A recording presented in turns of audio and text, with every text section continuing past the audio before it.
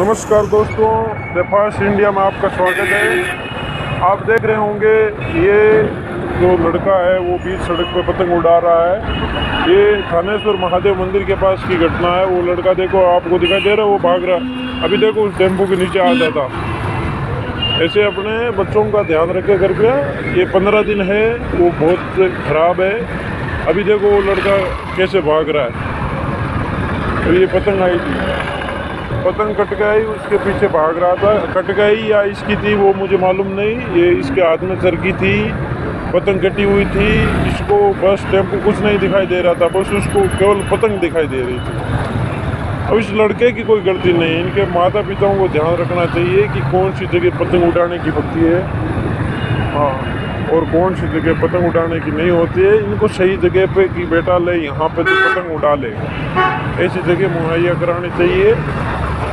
और इन 15 दिनों के अंदर बच्चे छत पे चढ़ते हैं, छत से पाँव भी फिसल सकता है। इनमें बच्चों की कोई गलती नहीं। इनमें क्या है, पैसों का भी नहीं है कि यार मैंने इतने रुपए की जैसे पतंग लूट ली या इतने रुपए की जो धागा है वो मैंने लूट लिया। मांझा बोलते, मांझा लूट लिया। इनको केवल खुशी होती है, मन के अंदर एक खुशी होती है कि मैंने हाँ पतंग लूट ली है।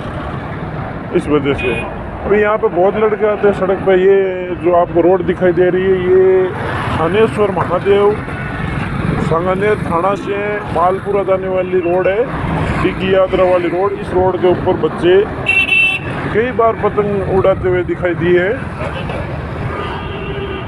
और ये जो आपको बड़े वाला नाला दिखाई दे रहा है, मैं बता दूं कि जो बच्चे हैं उनके माता पिता ध्यान रखे।